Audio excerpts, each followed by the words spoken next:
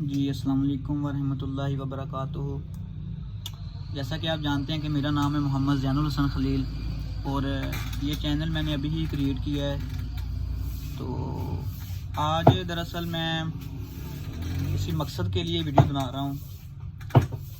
कुछ दोस्तों ने, कुछ भाइयों ने एक डिमांड की थी कि सर आप ना इस चीज़ पे वीडियो बनाएं। तो आज उनकी डिमांड पर, उनके कहने पर मैं ना एक टॉपिक लेकर आया हूँ। तो आज उस टॉपिक पे इंशाल्लाह हम डिटेल से गुफ्तगू करेंगे, जितनी भी हो सकी, जितनी भी आप लोगों के लिए ज़रूरी हुई। और मेरी गुफ्तगू का पर्पज़ ऐसा होगा कि हर बंदा समझ ले, कोई ख़ास कोई आम, हर तरह का बंदा समझ ले। किसी को होता है ना, कुछ बंदा ऐसे अल्फाज बोल देता है, किसी को समझ लगती है, किसी को नहीं समझ लगती। तो हर पाकिस्तानी, हर एशियन मेरी बात समझ ले। एशियन में जो पाकिस्तानी और इंडियन है, ठीक है। तो इंशाल्लाह ऐसी वर्डिंग यूज़ करूँगा कि सबको समझ आ जाएगी। सो हम देखते हैं अपनी वीडियो की तरफ। आज का मेरा टॉपिक है how we increase intellect, how we enhance intellect. Intellect कुछ बंदों को तो पता चल गया होगा, और जिनको नहीं पता चला उन्हें मैं कहता हूँ जो दिमाग की याददाश्त है ना, या आसान अल्फाज में आप इसको जहानत कह सकते हैं, दूसरे अल्फाज में आप इसको कह सकते हैं मेमोरी, या कुछ भी आप इसको कह, याददाश्त कह सकते हैं। इसको हम कैसे ही बढ़ा सकते हैं, इसको हम बढ़ा सकते हैं। इसका 2 लाइनों का आंसर है बाय कंसंट्रेशन। सही है, बाय कंसंट्रेशन। सिर्फ 2 बातें हैं, बाय कंसंट्रेशन। अब आप कहेंगे सर बाय कंसंट्रेशन कैसे? मैं आपको बताता हूँ। बड़ा आसान बात है। जैसे हमारे घरों में इलेक्ट्रिक वायर्स लगी होती हैं ना, उनमें जो ट्रैवलिंग होती है सिग्नल्स की, ऐसे ही हमारा ब्रेन के अंदर भी ना एक वायर्स का कनेक्शन है, एक तरह की वायर्स का कनेक्शन है। और जो सारा वायर्स का कनेक्शन एक गुच्छा बन जाता है, दरअसल उसमें हमारी मेमोरी होती है, उसमें हमारी याददाश्त होती है। यही समझ लें। अच्छा, दूसरी बात ये कि अब हम इसको इन्हांस कैसे कर सकते हैं, इसको इंक्रीज़ कैसे कर सकते हैं याददाश्त। कुछ लोगों को होता है यार यहाँ चीज़ रखी भूल गया, यहाँ चीज़ रखी भूल गया। तो ऐसा बहुत से लोगों से मसला होता है। पहले तो होता था कि जब बंदा थोड़ा सा उम्र दराज हो जाता था तो तब ये मसला होता था, लेकिन अब ऐसे है कि बंदा जवानी में भी ये सब हो रहा है। और जवानी में क्यों हो रहा है ये भी आपको बता देंगे इंशाल्लाह। हमारे ना 2 तरह के ब्रेन होते हैं, एक होता है हैबिट ब्रेन और एक होता है कॉन्शियस ब्रेन। हैबिट ब्रेन और कॉन्शियस ब्रेन 95% जो हमारा काम है ना वो हैबिट ब्रेन पे हो रहा होता है, 5% कॉन्शियस ब्रेन। अब कॉन्शियस ब्रेन क्या है? कॉन्शियस ब्रेन है कि जिसमें हम ना 2 चीज़ें देखते हैं। 2 चीज़ें, एक ये कि हम प्रेजेंट में बैठे हुए हैं, प्रेजेंट में। कॉन्शियस में हम पास्ट को और फ्यूचर को क्या कर देते हैं, डिस्कनेक्ट कर देते हैं। हम प्रेजेंट में हैं, मैं इस वक्त प्रेजेंट में हूँ और आपसे मैं गुफ्तगू प्रेजेंट में कर रहा हूँ, ठीक है। आप सुनेंगे फ्यूचर में सुने या पास्ट में सुने, आपका मुझे नहीं पता। मैं आपसे गुफ्तगू जो कर रहा हूँ ना, मैं प्रेजेंट में कर रहा हूँ, सही है। अच्छा, हमने ना प्रेजेंट में ना अपनी कंसंट्रेशन डेवलप करनी है। प्रेजेंट में हमने कंसंट्रेशन कैसे डेवलप करनी है? अब मेरे पास है, फ़र्ज़ करें कि चाय का कप है एक, मैं चाय को पी रहा हूँ। मेरा इस वक्त मकसद है कि मैंने चाय के सिप का मज़ा लेना है, बस सिर्फ चाय के सिप का मसला है। मैंने अपने आप को पास्ट और फ्यूचर से डिस्कनेक्ट कर देना है, सही है ना। मैंने अपने आप को पास्ट और फ्यूचर से डिस्कनेक्ट कर देना है।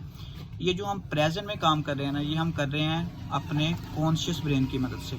इसमें हमारा हैबिट ब्रेन इन्वॉल्व नहीं है, सही है। अच्छा, और अब हैबिट ब्रेन क्या है? हैबिट ब्रेन ये है कि आपने या मेरे दोस्तों ने मुझसे कोई सवाल पूछा है, सर आप इस सवाल का आंसर दें या इस क्वेश्चन का आप आंसर दें, तो उसका आंसर मुझे फ़िलहाल पता नहीं है या मैं तैयार करके नहीं आया। तो मैं अपनी थॉट की बुनियाद पर, अपनी मेमोरी की बुनियाद पर ना उसको देखूँगा। जो मैंने पास्ट में ना चीज़ें सीखी हैं ना, उसको देखूँगा मैं। तो फ़र्ज़ करें कोई क्वेश्चन आता है कि किसी भी तरह का क्वेश्चन आता है, तो मैं ना सोचूंगा यार अच्छा ये मैंने ये मतलब कि ऐसे सुना था या ये है, तो मैं ना उसका आंसर कर दूंगा। पास्ट का। ये हो गया हमने हैबिट ब्रेन से जो काम लिया है, सही है। और अब कह रहे हैं कि यार फ्यूचर में क्या होगा, इस तरह करेंगे तो इस तरह हो जाएगा, ये भी हैबिट ब्रेन का काम है। अब कॉन्शियस ब्रेन का क्या काम है? कॉन्शियस ब्रेन का काम है कि मुझसे आपने कुछ पूछा है, सही है, और मुझे उस चीज़ का नहीं पता, तो मैंने उसी वक्त अपने दिमाग में करना है कि यार हाँ इसका ये जवाब हो सकता है, कन्फर्म नहीं है, हाँ हो सकता है, प्रेजेंट में, सही है, समझ लगी आपको। पास से कोई इन्फॉर्मेशन नहीं है, फ्यूचर से तो वैसे नहीं होगी, पास से मेरे पास कोई इन्फॉर्मेशन नहीं होगी, तो प्रेजेंट में होगी।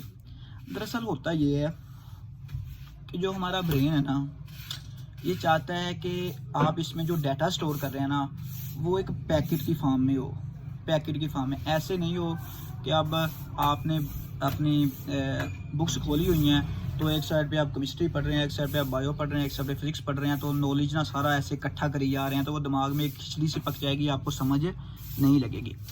इसलिए कहते हैं कि प्रॉपर स्टडी करनी चाहिए, प्रॉपर हर चीज़ को लेकर चलना चाहिए। अच्छा, अब दूसरी बात ये कि अब ना हम कहते हैं कि हम ये कंसंट्रेशन डेवलप कैसे करें। जो कॉन्शियस ब्रेन कहता है ना कि कंसंट्रेशन डेवलप करनी है, वो कैसे करें हम कंसंट्रेशन डेवलप। वो कंसंट्रेशन इस तरह डेवलप हो सकती है कि जो आप काम कर रहे हैं ना, आपने उसी पे सिर्फ फोकस करना है। अब आप मेरी वीडियो देख रहे हैं, मैं आपको कहता हूँ ये भाई कितनी उंगलियां हैं, आपने कहना है 5, सही है ना। अब जब मेरी ये आप उंगलियां देख रहे थे, आप मुझे सच सच बताइए, क्या आपको पास्ट याद था? क्या आपको फ्यूचर याद था? क्या आपको कोई ख्यालात, कोई ओवर थॉट्स, कोई किसी भी तरह का कोई थॉट आया? नहीं आया, क्योंकि आप इस पर फोकस कर रहे थे कि ये कितनी उंगलियां हैं, सही है ना। अगर हम सारे काम इसी तरह करने लग जाएं, सारे नहीं हो सकते, सही है ना, मैं नहीं मानता, लेकिन 80 to 90% अगर हम ट्राई करें या प्रैक्टिस करें सिर्फ 15 दिन के लिए कि हमने फोकस करना है, कंसंट्रेशन करनी है, तो आपके कॉन्शियस ब्रेन की मदद से आपकी जो इंटेलेक्चुअल ग्रोथ है ना, वो इन्हांस होना स्टार्ट हो जाएगी। ठीक है, इंटेलेक्चुअल ग्रोथ इन्हांस करने का एक ये तरीका है, सही है ना। इसको और ब्रीफली थोड़ा सा बता देते हैं। जैसे अब मैं आपसे क्वेश्चन करूं, यार कोई लड़का है गैर शादीशुदा है, तो मैं उसे कह देता हूं हाँ यार बताओ तुम्हें अपनी मामा की आंखों का रंग पता है? मामा अपनी माँ की आंखों का रंग पता है? वो कहेगा नहीं यार मुझे तो नहीं पता। देखी नहीं ना, मसला ये है, कभी कंसंट्रेशन नहीं की, कभी फोकस नहीं किया, सही है ना। अपनी बीवी के बारे में कुछ नहीं पता होता, हाँ यार उसकी आंखों का कलर कैसा है, क्योंकि कभी और ही नहीं की, कंसंट्रेशन ही नहीं कभी की, सही है ना।